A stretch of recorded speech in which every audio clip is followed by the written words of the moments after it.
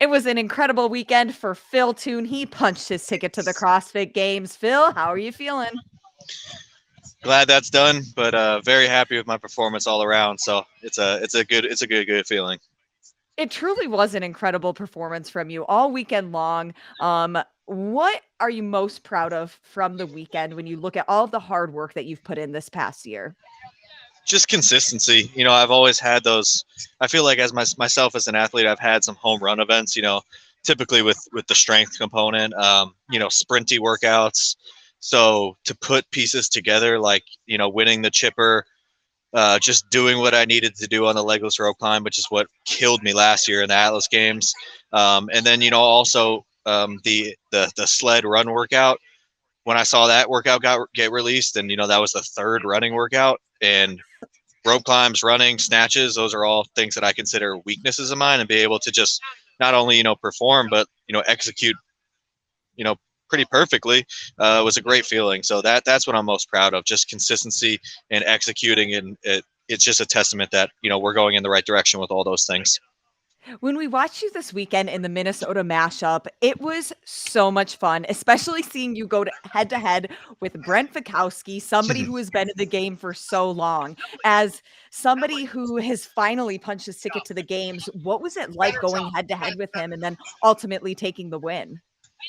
It was super fun. That event was way more painful on the floor than it was when I practiced. Like I was actually way slower on the floor, which is something that you don't typically get.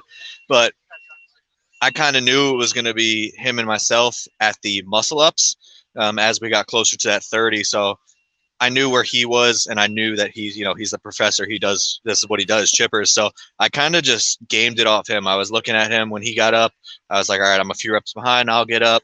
And then, the way we were moving was somewhat similar in the sense of like fatigue. So, walking back to the wall balls at the same time, I purposely knew I was going to break at 40, and I felt like I could have hung on for 50, and he hung on for all 50. So, getting to the dumbbells, I was like, all right, this is where you kick it. And unfortunately, they were a lot heavier than I anticipated, and I had to even put it down with one rep left, which I definitely would not have done. But I saw that he was kind of, hurting on him a little bit. So I just wanted to make sure that I didn't fail the rep. So I put him down and was able to execute it. What are you most excited about knowing that you are going to the CrossFit Games? Just a culmination of years of hard work. None of this stuff happens overnight, and it's cool to see that everything we do, and not necessarily what they say, what you do in the dark, it shines in the light. But really, CrossFit's such a grueling sport, and you have to put in so many hours for such a short window of opportunity to come to fruition. And I'm really excited to put my work on display and compete versus the very best in the sport.